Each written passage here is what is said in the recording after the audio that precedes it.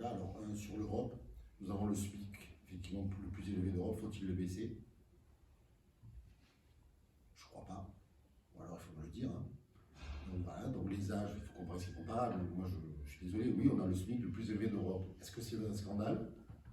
Nous avons une protection sociale plus protectrice que les autres pays européens. Est-ce que c'est un scandale?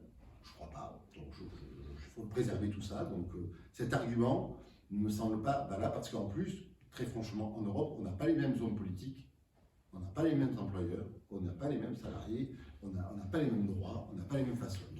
Donc ces comparaisons-là, elles sont très difficiles, il faut les manier avec beaucoup de précautions, parce que selon ce qu'on fait, vous voyez, je peux dire, il faut baisser le SMIC, ce que vous n'avez jamais dit, heureusement d'ailleurs. On a dit la première ministre aussi, je vous rassure. Donc voilà. Donc ça, déjà. Après, les cotisations sociales, ce n'est pas des taxes, ce n'est pas des impôts.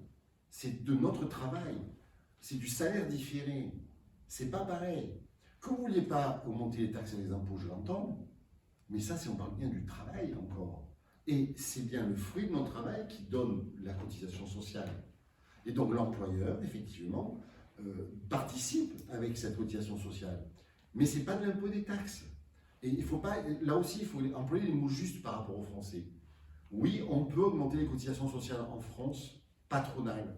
Alors moi qui le dis, François Bayrou, haut commissaire au plan, on aurait pu faire des calculs parce que vous savez, les cotisations, il y a des plafonnés, etc. On aurait pu faire une montée en charge jusqu'en 2027, puisque c'est 2027 que commence le déficit.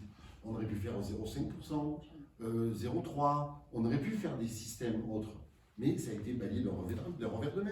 C'est-à-dire que, sous prétexte de coût de travail, on préfère largement favoriser les employeurs que les assurés sociaux. Et c'est pour ça qu'effectivement, je trouve que les gens, c'est encore bien plus injuste. Avez-vous d'autres questions?